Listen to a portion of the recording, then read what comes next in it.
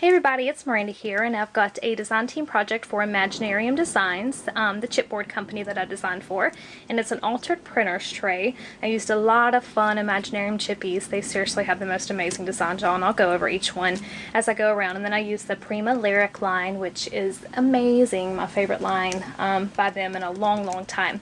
So I love doing printer's trays. I just picked this up at Hobby Lobby, and it's a white one. I don't think I've used a white one before. Usually I get the black ones. So I really liked the difference here. It just made it much more shabby looking.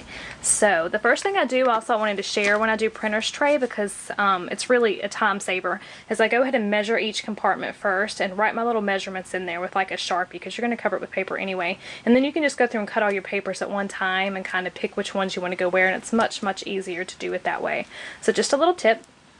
But anyway, all of the chipboard pieces are from Imaginarium Designs, and in case I forget to mention where to get the other stuff at and you guys are curious, pretty much everything else probably either just came from my stash, things that I've collected, or like the papers and flowers and stuff are from Discount Paper Crafts. So I'll link everything down below for anybody who's wanting to shop and get any of the items that I used here.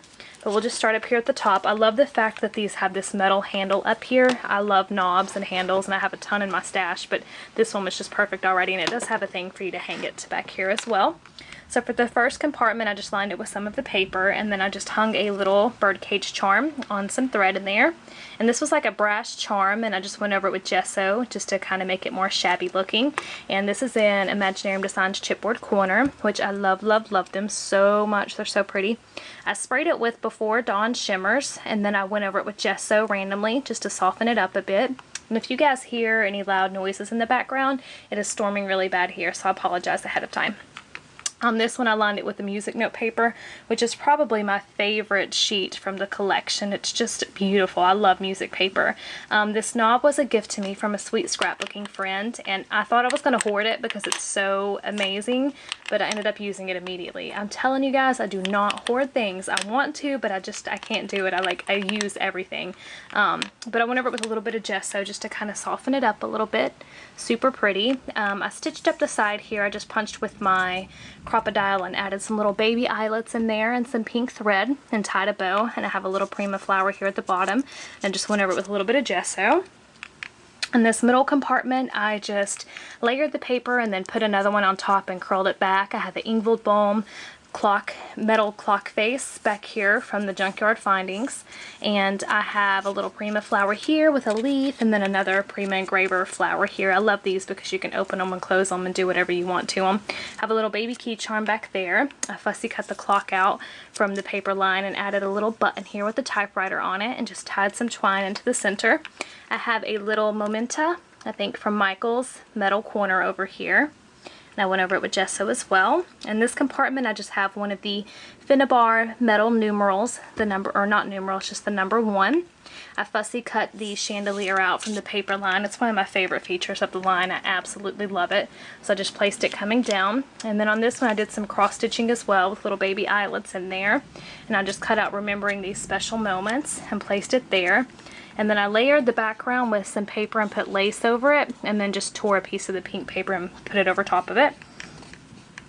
Okay, so for this one, I just put a Tim Holtz faucet knob in the center of this compartment and went over it with a little bit of gesso as well. I have a little Tim Holtz plaquette back here and a little bit of bling, Prima bling going off from behind it. On this one, I just lined it with some paper and then tore another sheet and put it down in there with some laces.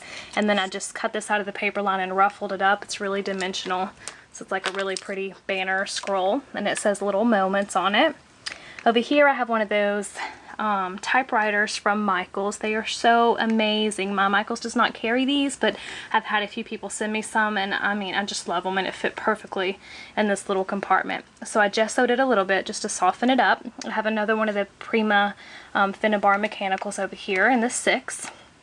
This compartment is probably my favorite one. I wanted to use the window shutters from Imaginarium Designs, and I wanted to do it in a cool way. So what I did is I just used lace behind it as if it was the screen on the windows, and I painted them pink, sprayed them with some shimmer, stamped them with a music note stamp that I had, and then I also gessoed it too.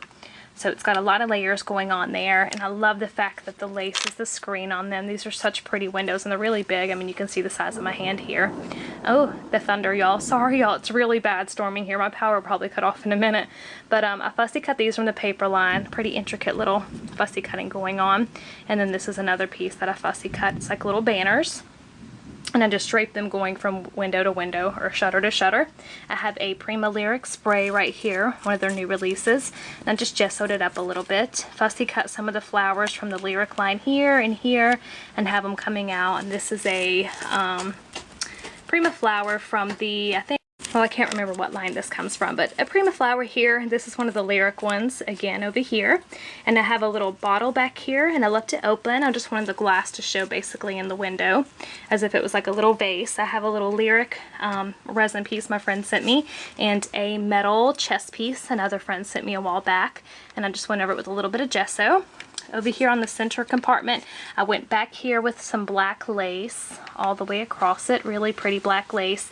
I cut the little ruler strip out and kind of pleated it. It's ruffled. Nothing's flat on here.